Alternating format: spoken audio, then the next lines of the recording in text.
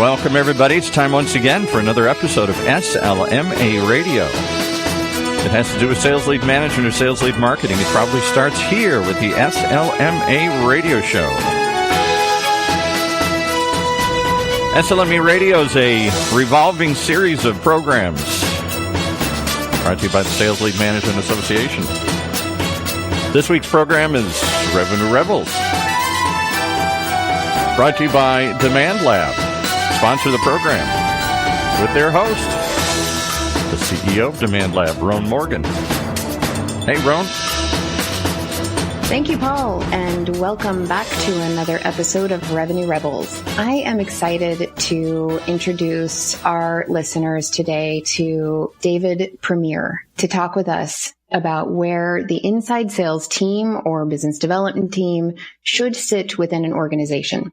Is it marketing? Or is it sales? Why should this matter? And I also wonder, is there a single answer to this question? David is often referred to as a sales professor, and he helps organizations supercharge their revenue growth, their people development, and culture. And he does this by combining some core principles of science, empathy, and execution. So he delivers this approach through his consulting company, Cerebral Selling, where he is founder and chief sales scientist. He has worked with companies including Vidyard, Salesforce, and Square, to name just a few. Welcome, David. Hey, pleasure to be here. Thanks for having me. So glad to have you here and really excited for our listeners to learn something. I think there's a lot to be learned, actually, from everything that you do. Could you just take a few minutes for our listeners that are new to your work to fill them in on your background? Yeah, absolutely. Well, it's funny. We're here talking about learning, as you mentioned. Learning is the number one thing that I love to do. And the reason I love learning so much is because I started my career not as a sailor, but as a research scientist. The ongoing joke I always tell is that no one really gets into sales on purpose. You know, we all people don't become doctors and accountants on purpose, but we all get into sales kind of by accident. And I am no exception. Got into sales by accident at the turn of the dot-com boom. And like I said, I had this natural curiosity that I brought to sales because I started my career as a research scientist, just basically trying to learn and ask lots of questions. I found that sales, I'm sure you know, is a very interesting field, a profession, a career, because it's so nuanced. There's this element of people and process and technology and feelings, and it's changed so much. You know, like math hasn't changed that much in the last 20 years, but my goodness, sales and the way people buy more specifically has. And so I spent the last 20 years in various sales and sales leadership roles across 4 startups and 5 amazing years at Salesforce after they acquired my third startup. But, you know, through all that time, I've always been very curious about the world of sales. And so I try to bring that to my practice whenever I have one of those moments where I kind of ask, well, why did that happen in that particular sales situation? Why did the customer react that way? How am I architecting my team for success? Why did that work? Why did that not work? I try to write it down. And hence I've been creating a bunch of content over the years. And it's my pleasure to help organizations grow by asking the why of modern selling for my practice. That's fantastic. And, you know, something, we'll talk a little bit about this at the end in terms of how people can get a hold of you, but everybody listening here really has to go to your website. It is filled with incredible content. So cerebralselling.com is a website that I've actually been sharing with a lot of our clients and also our internal team. So amazing. Thank you so much. So let's go ahead and dig in. In your opinion, David, where do you think the inside sales team should sit within an organization? I've lived this in previous lives at various companies where this was a question. And overarching, I would say, don't fall in love, right? Like you should make the right decision for your particular organization based on your needs. But if you kind of gave me an ultimatum and said, David, you got to choose one or the other, my view is that inside sales should sit under sales. Now, look, like I said, there's lots of reasons why it should sit under marketing.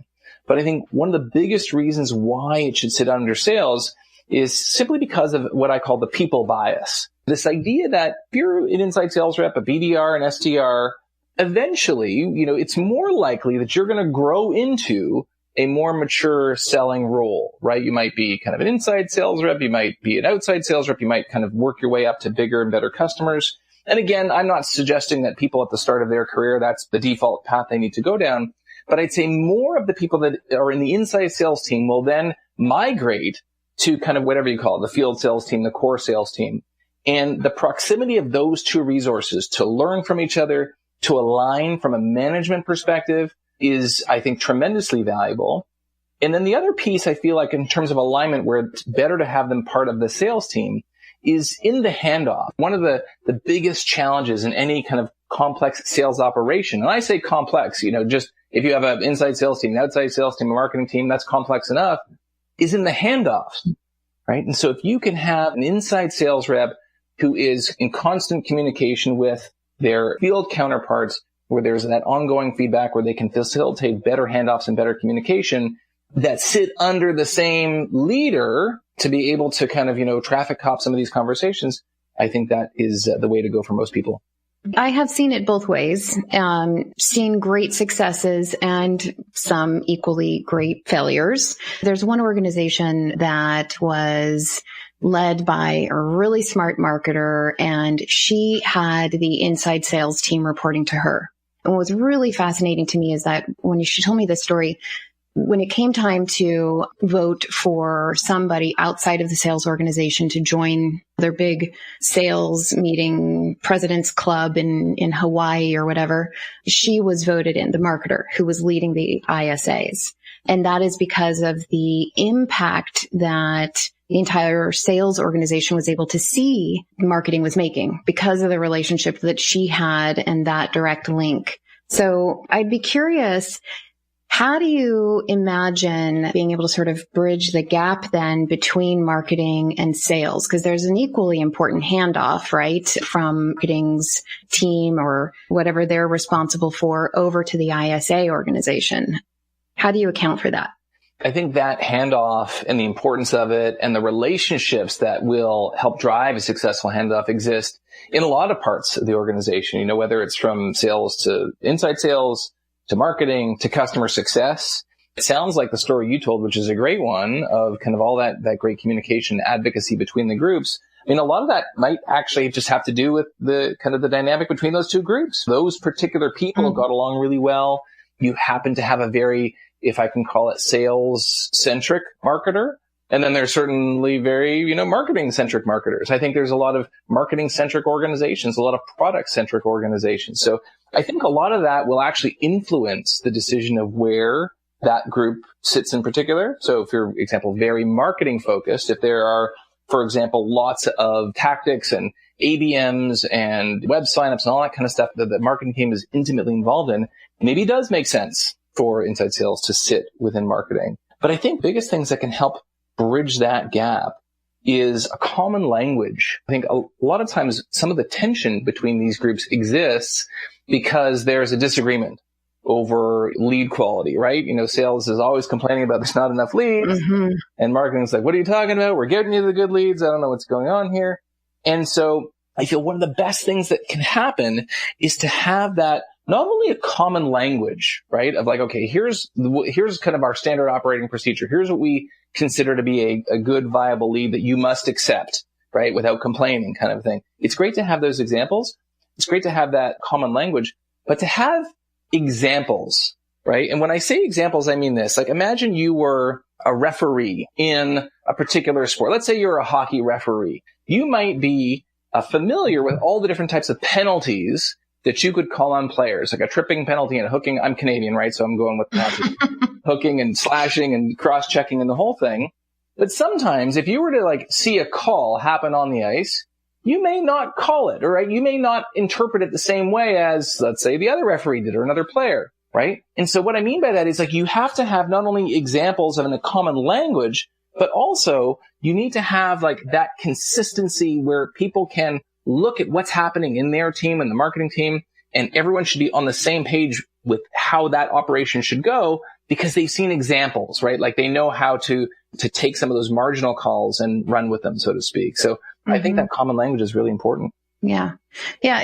One thing, I completely agree with you, but I'd add to that also an agreed on language. One of the things that we see pretty often, because everybody's implementing their sort of customer experience, and that's grounded in a lead life cycle, which is embedded into your technology, and it's oftentimes related to scoring. But what unfortunately can happen for a lot of companies is that marketing is handling all of that, because their marketing automation platform and the technologies that they're using to move leads from point of inquiry or acquisition to sales is owned by marketing. And so too often, sales isn't included early enough, or even at the very first moment that they start to have those conversations. Have you seen that? Yeah, I think the other element of this is kind of what I would refer to as kind of like just these regular feedback sessions. I think all too often we have these disparate organizations, and in those organizations, they have weekly meetings and status updates and so on. But not often enough do we actually get these teams together to talk about, this, to your point, the agreed upon language, to kind of watch the videotape together and to essentially drive constant improvement in how we run our operations. So I completely agree. I love your point about the kind of the naming the marketing resource to the Hawaii trip. One of the things that we used to do in my sales organizations is that we would sit with other teams periodically, maybe it was every couple weeks or every month for kind of like these status updates. And we would throw a few Starbucks gift cards in the middle of the room, and we would ask people from one team to recognize someone from another team and throw them a gift card. And so I think not only are these meetings helpful, again, I'm not advocating for more meetings. I know we all have enough meetings, but I think where you have these two groups that are intersecting so closely and working so closely together, making sure that common language is agreed upon and consistent over time as definitions change, and they will change, is really important. Absolutely. Yes. So, hey, you know what? We are already at our halfway point of this conversation. These things go way too fast for me. So let's take a quick break to learn more about Demand Lab, and I'll send this over to you, Paul. And let's take a moment just to tell you that Demand Lab helps organizations just like yours transform their revenue potential by connecting their greatest assets, people, processes, technology, and data through customized revenue ecosystem solutions. By leveraging marketing technology, data science, governance, and analytics, along with content, Demand Lab helps B2B organizations like yours advance business goals and drive revenue. Type in demandlab.com. That's demandlab.com. And now back to second half of our show. Thanks, Paul. Let's jump right back into our discussion with sales expert David Priemer, who went from award-winning scientist, which I just really love that background, to leading top-performing sales teams at high-growth startups. We're talking about where frontline sales teams, the ISAs and the BDRs of the world, should be sitting within an organization. So, David, as we were talking about bridging the gap and how marketing and sales can better bridge the gap to support inside sales, I know we're talking about where should they live under marketing and sales as the higher sort of context of the conversation. We talked about feedback sessions. We talked about common language. What are a couple of other tools or resources that you think companies should be considering to help bridge the gap and really help unify marketing and sales organizations through inside sales?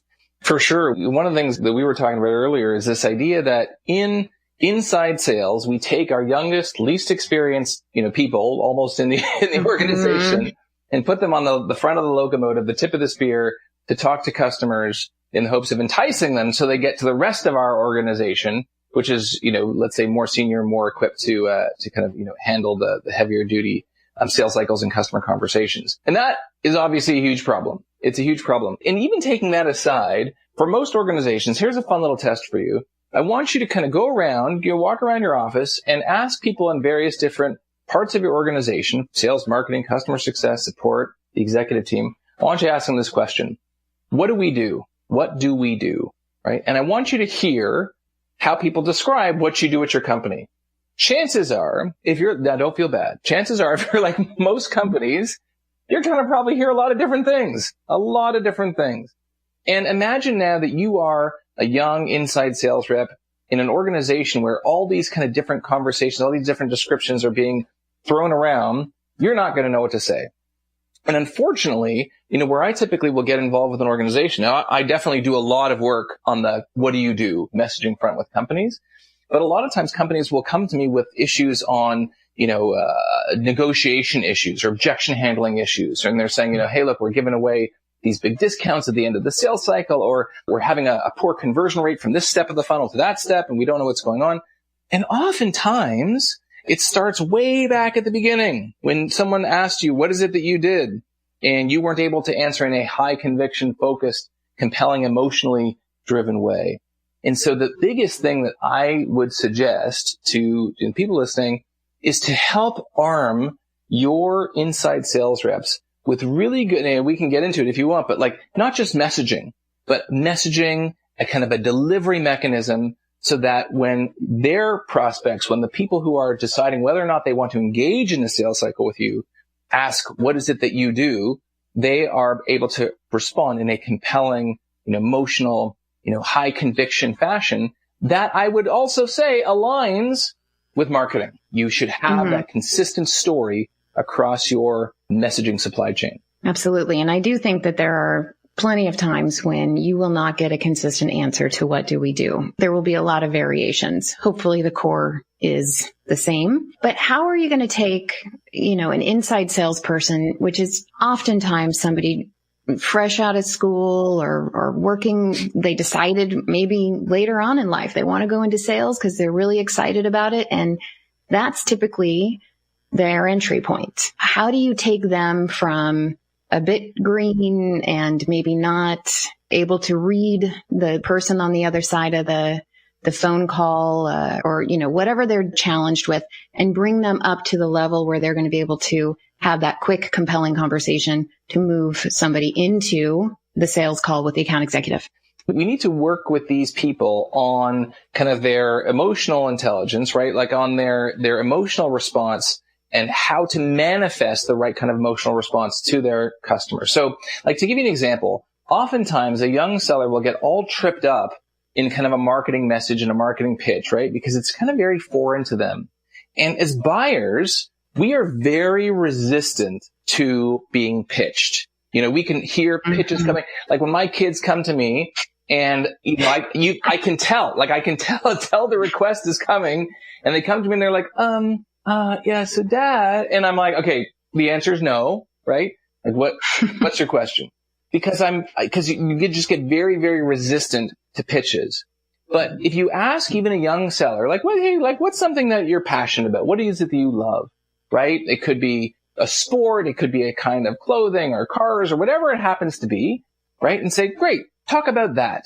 They would be able to talk about it with high conviction, without stuttering, right? Like, because it's so ingrained into what they do and who they are.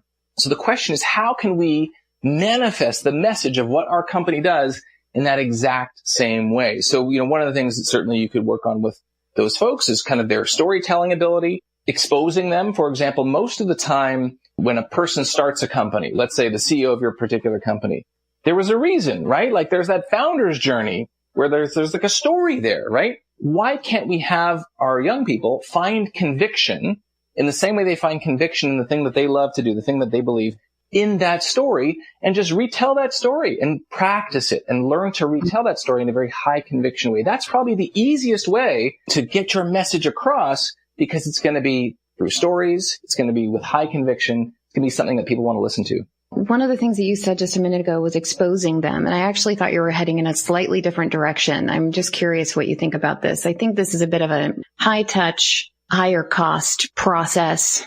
But I wonder, what if we took those inside sales folks and actually let them sit in on the account executives, the experienced account executives who are living the story, who have a little more training in terms of articulating the story because they've been there longer, letting them sit in as part of the training process rather than just plunking them down in front of a screen and making the 50 calls a day or 70 calls a day, but giving them a little bit of exposure that can also get them excited to know that story. I've seen it. I've seen, early phase salespeople do really well because they get it. Is that something you've ever seen? Have you seen companies take the extra time, and has that been successful? Absolutely, it has. And it's funny, one of the things I think about, there was a story, I'm trying to think of the book that I read this in, but it was Adam Grant, who's a famous professor at the Wharton School of Business in your neck of the woods there. One of the things he talked about, I think this was in Simon Sinek's book, Leaders Eat Last, and it talked about this idea of abstraction. So he was working in the alumni department there and working with the inside sales team who call up former students and say, hey, how would you like to give us money, right? For these monies are going to fund scholarships, and it's really, really great. They arm them with the playbook, and here's what to say, and here's what the money is used for. And then what they did was they actually had some of the students who received scholarships from alumni donations come in and speak to the inside sales team about their lives and what the scholarships meant to them and what they were able to do. And they found that the revenue from the alumni department in that instance increased over 400%. The reason that works is a concept called abstraction. And the simple idea is that when you're hearing something secondhand, it's not all that compelling or effective. But when you go and you see it firsthand and you have a customer tell you their story firsthand, you're all of a sudden able to manifest much more conviction in your mission. It's very easy for us to do this with our inside sales teams. At my sales kickoffs, I would always have one of our customers come in, even if it's over, web or, Zoom or whatever it is, and just talk to the team, share their stories, talk about what was important to them and their journey. And those stories do so much in terms of helping your team manifest the high conviction that is needed to convert customers. And that goes back to your one of your core tenets of empathy, right? And I'm sure that also really draws out the authenticity and the excitement that you need in any sales conversation, for sure. Yeah. We're getting to the end of this call, and I was hoping you could just share maybe a few, from your perspective, the top considerations, either based on this conversation that we've had today or just other thinking, other content that you've written. What are some of the top considerations that sales and marketing leaders need to keep in mind as they're considering where sales should sit or how best to align the organization? So I think that back to what I mentioned initially, if there's a desire for a strong degree of, let's say, people alignment between the inside sales team and the field sellers, either for career progression or from a management perspective, if that area needs some TLC in terms of moderating the handoff process, then I feel it makes sense for that to sit under the sales organization. Whereas if you're dealing with an organization that is experimenting a lot, let's say, with their message, where, for example, they want to have the agility to have the inside sales team experiment with different marketing messages without impacting the sales team. That presents obviously some challenges with that continuity of the message supply chain, but if there's a desire for more agility, certainly that's a great way to start. I would also say, if there is a big issue with lead quality, where there's just a massive discrepancy between sales and inside sales in terms of what is considered a qualified lead, then it might make sense to consider moving everything back over to marketing so that they have more control over the lead supply chain, right? There's no arguing, there's no bias because everyone is certainly in one organization. And then finally, I mentioned, if there are some very, very detailed marketing programs that are being run such that, a tight alignment with inside sales makes sense. The worst thing you want is a customer to see something on your website or in a digital campaign and then speak to someone in inside sales who has no idea what you're talking about. So if you're running a lot of those kinds of programs, then yes, it could make sense to align, marketing to the inside sales organization. But I would also say totality here, don't fall in love. Don't fall in love. It's not that when you make this decision, you're not making it for time immemorial. You can change it, right? As you see the tides changing. You don't want to change it every week, every month, certainly, but this is not an unfixable kind of decision as you go through your sales marketing motion. Right. Yeah. You've got to be flexible. I absolutely agree, and open-minded, and nobody has to own any particular area. We're all partners. We're all working towards the same goal. But in any case, you actually do need the empathy, authenticity. You need the execution. So regardless of where it sits, I suppose these are some core pieces of a very strong puzzle, right? To make it work. Absolutely. David, thank you so much for joining us today. I had a great conversation. I'm really already looking forward to the next time, which hopefully we'll be able to get on the book soon. It was great to have you as a guest on the podcast today. Hey, no, it's my pleasure. What is the best way for our listeners to reach out to you? Yeah, you can always contact me through the website, cerebralselling.com, or you can hit me up just over email. I'm david@cerebralselling.com. Great. And a big thank you to all of our listeners who tuned in today to Revenue Rebels. I'm your host, Rhoan Morgan. You can find me on LinkedIn by looking up Demand Lab or searching for Rhoan Morgan on LinkedIn. Now back over to you, Paul.